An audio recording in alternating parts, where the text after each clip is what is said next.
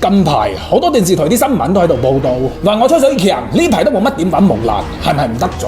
我睬過你啊！我吹水強作為一個顏值與內涵都嚴重超出國家標準嘅男人，你話我屎我都仲可以接受，但我絕對唔仲會有人話我唔得。因為真男人係寧願血可流頭可斷，就係唔可以俾人話唔掂。為咗證明我嘅清白，呢鋪我要用木蘭嚟打破所有嘅謠言。咩話？姓趙嘅，你仲諗住攞個男啊？咁就等我連人帶男全部立晒。兄弟頂住啊！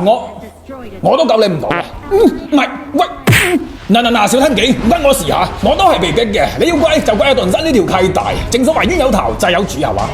呢幫我哋踎響度睇下環境，等隊友先上。正所謂螳螂捕蟬，麻雀最後。嗰隻螺旋劈推到2個，多你命3000。我唔係銀花係嘛？入到塔嚟就我隊友咁串。好，既然係咁，你嘅隊友都買晒旨意有名嚟去呢度。我出水強做嘢就係咁樣，你敬我一尺，我就敬你一丈。你既然唔尊重我，咁我都冇謂同你講耶穌。就好似偉大嘅西班牙哲學家阿拉夫莫拉達尼塔斯坦羅米迪斯基話過，當依然解決唔到問題嘅時候，我哋不妨試下邊個嘅拳頭硬，因為武力有陣時解決問題係最直接有效嘅。嗱，你咪再諗住走啦，就算係走到天涯海角，我都要追到你為止。因為好早之前我就全網公開講過，我出水強要追一個人，除咗啲女之外，冇話追唔到嘅。仲走，你插翼都能飛啊！接我一招老牛推車，收皮咧！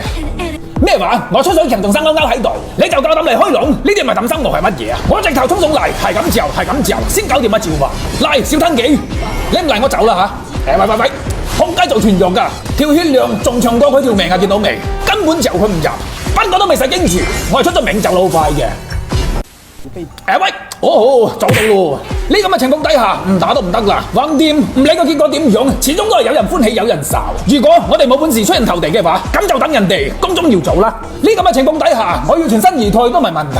但係人生有幾多個50啊？呢咁嘅機緣之下，如果我走咗去嘅話，就顯出我好閪冇風度。俾夠條數你又點話？